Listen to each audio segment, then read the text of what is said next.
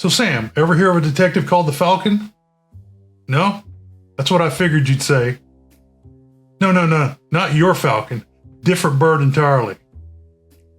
No, this guy doesn't have a license, just a smooth-talking society fella. Yeah, I agree. Sounds like trouble in a tuxedo. Hello to all the classic people who are returning. I'm glad you're back. I want to welcome any new visitors and let you know there will be spoilers ahead.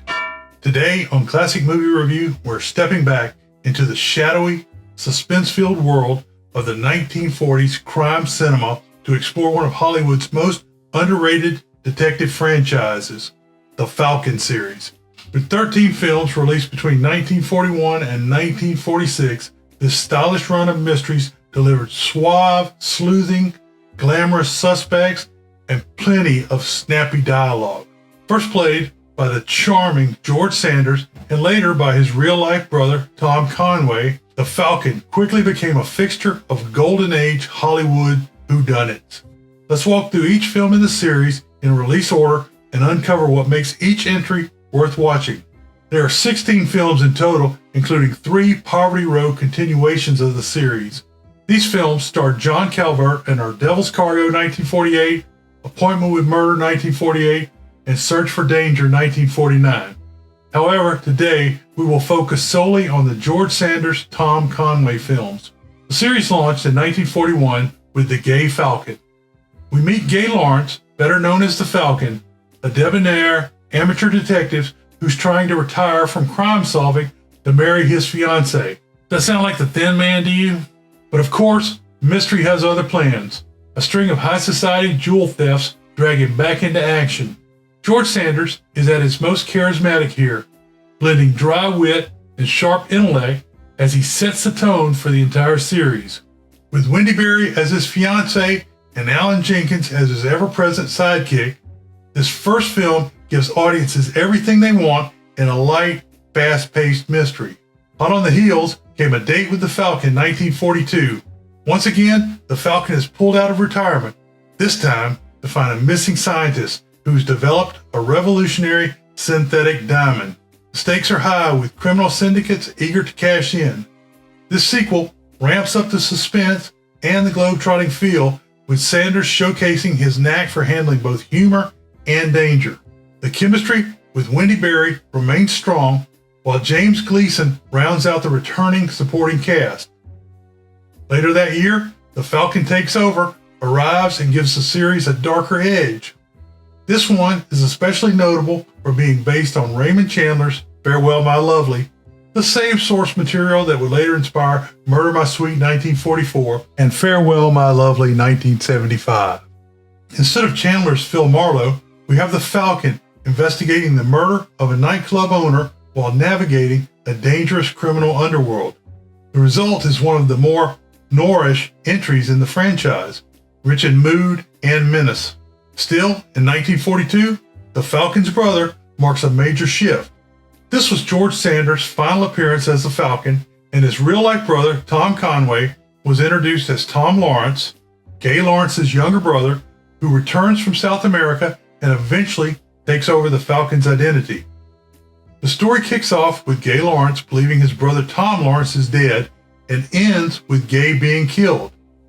It's a clever and seamless transition that passes the torch between brothers with surprising elegance.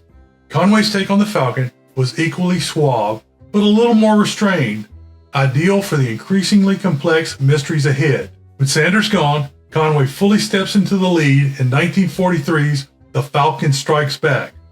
This time, the Falcon is framed for a crime he didn't commit and must go on the run to clear his name.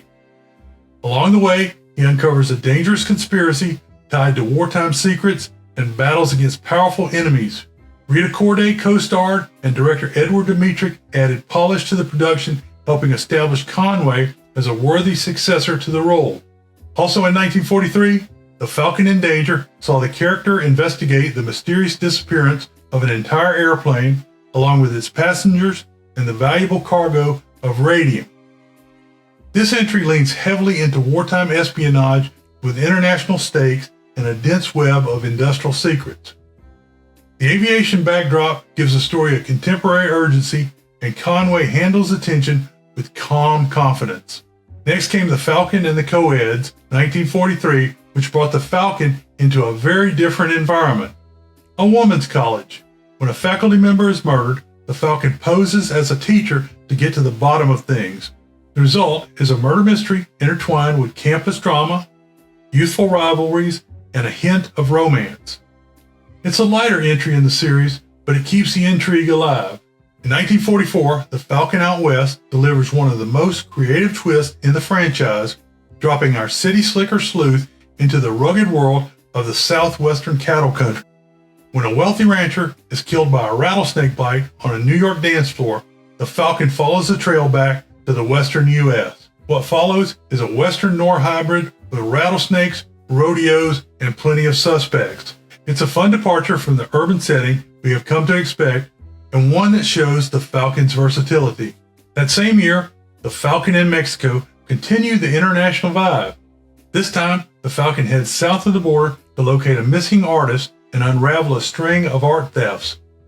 With its sun-soaked setting, rich cultural backdrop, and deepening mystery involving forgeries and deceit, this film stands out as one of the most visually distinct of the series. The globetrotting continues with The Falcon in Hollywood 1944, the third release for that year. When a movie producer is found murdered, the Falcon dives into the eccentric and ego-driven world of film studios. With suspects ranging from starlets to directors, the film is part mystery, part Hollywood satire. It's a delight for fans of classic cinema, offering a peek behind the scenes of 1940s filmmaking while delivering another solid whodunit. In 1945, The Falcon in San Francisco gives the detective yet another colorful backdrop. This time he boards a ship bound for the West Coast and soon finds himself investigating a murder and an elaborate smuggling ring. The foggy streets and vibrant port of San Francisco provide the perfect noir setting, and the mystery is packed with twists, red herrings, and buried treasure. The series begins to wind down with The Falcon's alibi in 1946. When a wealthy socialite dies under suspicious circumstances, the Falcon is called in to navigate a world of high society scandals, lies, and betrayals. The stakes are personal, and the mood is more somber, with the mystery revolving around conflicting alibis and the desperate lengths people go to hide the truth.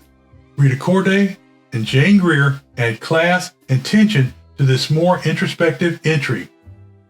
Finally, The Falcon's Adventure 1946 brought the series to a close. The Falcon is on the trail of a stolen diamond and an international smuggling operation. It's a fast-paced, high-energy finale with all the hallmarks of the franchise: dames, danger, and dazzling deduction. It's also a fitting send-off, giving Tom Conway's Falcon one last globe-trotting mystery to solve. Through all 13 films, the Falcon series delivers stylish mysteries, whip-smart dialogue, and charismatic performances. George Sanders gave us the original blueprint: dry, charming, and effortless cool. Tom Conway took over with poise, adding a bit more edge and focus to the role. Together, the two brothers created a seamless and enduring legacy in the world of classic crime cinema. If you're a fan of film noir, detective stories, or Golden Age Hollywood, these films are a must. So, let me know in the comments if you prefer Sanders or Conway as the Falcon. Which film is your favorite? Don't forget to like, subscribe, and hit the bell so you never miss a deep dive into classic movie history. Beware the Moors.